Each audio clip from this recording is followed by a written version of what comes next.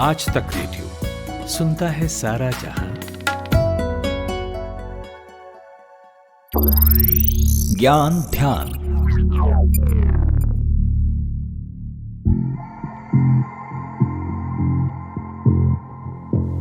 भारत और कनाडा के रिश्ते 21वीं सदी में अब तक के सबसे बुरे दौर से गुजर रहे हैं।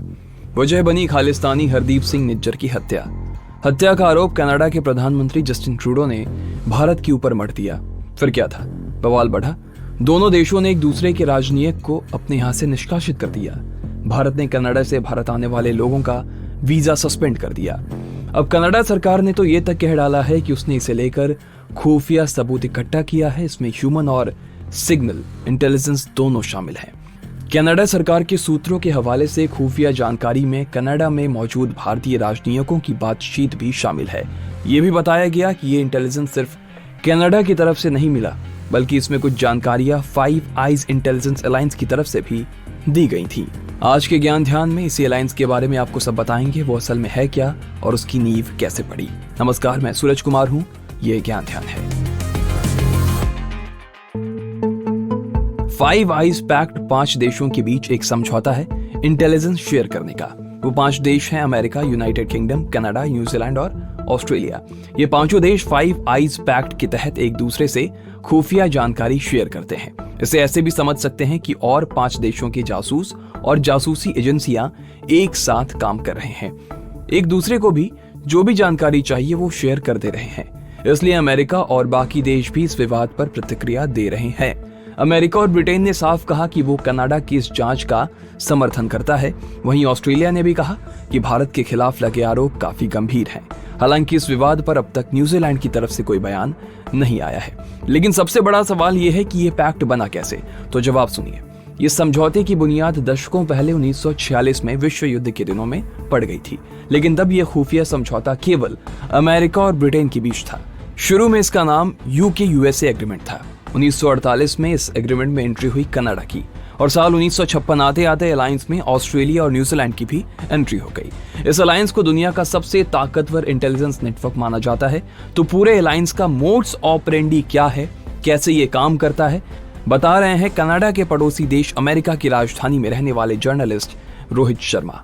टेक्निकली ये कंट्रीज ऐसा कहते हैं कि अपने सिटीजन्स के ऊपर ये स्पाई नहीं करते, ये स्पाई करते हैं दूसरों के ऊपर, राइट। लेकिन क्योंकि अलायंस है और ये डेटा शेयर करते हैं, तो जैसे ब्रिटेन कहता है कि देखिए हम हमारे जो है ब्रिटिश नेशनल्स पे स्पाई नहीं करेंगे, लेकिन they can absolutely spy on American citizens. उसी तरह अमेरिका ये कहता है। तो ये एक तरह से हम कहते हैं ना, हाथ उल्टा करके खाने वाली बात है कि अगर अमेरिका को अपने किसी सिटीजन के बारे में कुछ पता लगाना है या उनको ट्रैक करना है, तो अमेरिका आउटसोर्स कर सकता है उस काम को। CIA कह सकता है कि देखिए वी नीड दिस, हम तो नहीं कर सकते, आप करके हमें बताइए।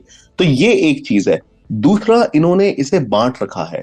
जैसे ऑस्ट्रेलिया जो है और न्यूजीलैंड जो है वो साउथ एशिया के ऊपर जो है वहां पे डेटा कलेक्ट करने की कोशिश करता है, इंटेलिजेंस ऑपरेशंस वहां चलाता है। तो साउथ एशिया आपको पता है कितना इंपॉर्टेंट है हमारे इनके लिए। यूएस ने मिडल ईस्ट रखा हुआ है। कनाडा ने रशिया रखा हुआ है अपने पास। वो रशिया और चाइना को और ब्राजील को भी, जहां तक मेरी जानकारी है, उन पे स्पाई करता है। और अमेरिका मिडिल ईस्ट, चाइना और रशिया, इन चीजों पे। तो ये इनका जो आपने सवाल किया था मॉडस ऑपरेंडी क्या है, वो ये है कि इन्होंने डिवाइड कर रखा है एरियाज को, लोकेशंस को, जिन पे ये स्पाई करते रहे हैं, and then they share data about it. तो जिस तरह अभी फिलहाल खबर में आया कनाडा को लेके कि भाई हमने फाइव आइज के साथ ये इंफॉर्मेशन साझा की, that is what it is. जब भी इनके पास ऐसी कोई चीज आती है जिसमें इन्हें लगता है कि हमारे बाकी पार्टनर्स को ये बात पता होनी चाहिए, तो ये इस तरह से एक नॉर्मल हम कह सकते हैं कि इनका प्रोटोकॉल है कि वो शेयर करते हैं एक दूसरे से। एलाइज हैं, लेकिन they spy on each other. Let's for example, अगर किसी पॉलिटिशियन के बारे में, करप्शन के बारे में उन्हें जानकारी चाहिए, they can not do it, but Britain को कोई नहीं रोक रहा। इस समझौते में शामिल देशों ने साल 2017 में five eyes intelligence oversize and review council का गठन किया था। यह तय किया गया था कि सदस्य देशों के कौन से अधिकारी इस काउंसिल का हिस्सा होंगे और ये भी कि इसमें सभी की बराबर की भागीदारी होगी। इस काउंसिल का सचिवालय अमेरिका में है। ये जरूरी नहीं है कि फाइव आइज पैक्ट में शामिल देश हमेशा एक ही सुर में बोलते सुनाई दिए हों। अतीत में ऐसे कई मौके आए हैं जब इस गठबंधन के देशों की राय किसी मुद्दे पर अलग अलग रही हो। सुनिए रोहित शर्मा को। जी, ऐसे बहुत कम मुद्दे हैं, और जिस एक का मैं उल्लेख करूंगा, जिसमें जब उइगर मुस्लिम्स की जो बात हुई, जब इसको लेके इंफॉर्मेशन जब बाहर आई, तो इन्होंने एक सुर में जो है जवाब नहीं दिए। इनके जो बयान थे वो अलग थे। और इनफैक्ट अगर आप हमारा कनाडा वाला इश्यू भी देखें, इसमें हर किसी ने अपने हिसाब से अलग अलग बयान दिया है, और बयान चेंज भी हुए हैं। तो कहीं ना कहीं एक नेशनल इंटरेस्ट की जब बात आती है, तो हमने देखा है कि यूजुअली हमें थोड़ा सा डिविएशन देखने को मिल जाता है।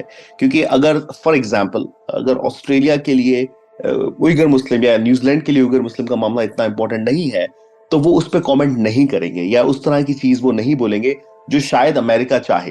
तो ये हमें डिविएशन देखने को मिलते हैं। और इसमें मुझे ऐसा लगता है पर्सनली कि उन मुद्दों पे जिसके कारण एक कंट्री को शायद लगे कि हाँ दिस इज इम्पोर्टेंट, और बाकियों को लगे कि इतना इंपॉर्टेंट ग्लोबल मुद्दा नहीं है, या इसका जो एंड इन साइड जो है वो इसका प्रिटी नहीं होने वाला है, या हमें अलग जाना पड़ेगा, तो वो स्टार्टिंग से ही आप देखेंगे कि वो थोड़ी सी एक अलग टोन इस पे अपनाते हैं। तो जरूरी नहीं है, ये डेटा जरूर शेयर करते हैं, ये बात हमेशा करते हैं, पर ये बिल्कुल जरूरी नहीं है कि इन सबकी राय एक जैसी हो। अमेरिका पर हुए आतंकी हमले के बाद इस बात पर जोर दिया गया कि आतंकवाद से लड़ने के लिए अन्य देशों को भी इस संगठन में शामिल करना होगा। सितंबर 2021 में अमेरिकी संसद की प्रतिनिधि सभा में एक बिल पेश किया गया था, जिसके तहत 5 आइज पैक्ट का दायरा बढ़ाने का प्रस्ताव रखा गया। इसमें जापान, दक्षिण कोरिया, भारत और जर्मनी जैसे समान मानसिकता वाले देशों को नए सदस्य देश के तौर पर शामिल करने का प्रस्ताव रखा गया था। ड्राफ्ट में यह भी कहा गया कि 5 आइज पैक्ट में इन देशों को शामिल करने से खुफिया जानकारी साझा करने का नेटवर्क बढ़ाया जा सकेगा। हालांकि इस पर अमल नहीं हो सका। तो उम्मीद है आपको ये पॉडकास्ट पसंद आया होगा। कोई सुझाव हो, शिकायत हो, जरूर बताइएगा। पता है radio@aajtak.com। इस एपिसोड के लिए प्रोडक्शन का काम संभाला था खुशबू कुमार ने, साउंड मिक्सिंग कर रहे थे सचिन द्विवेदी। मैं सूरज कुमार आपसे इजाजत चाहूंगा। शुक्रिया।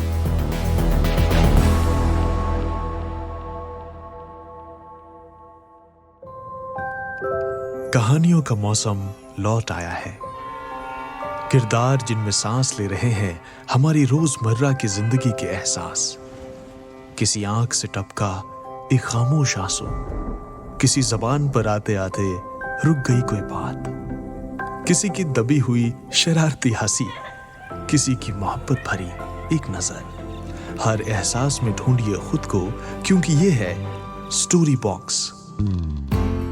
Story Box with Jamshed Kamar Siddiqui, only on Aaj Tak Radio.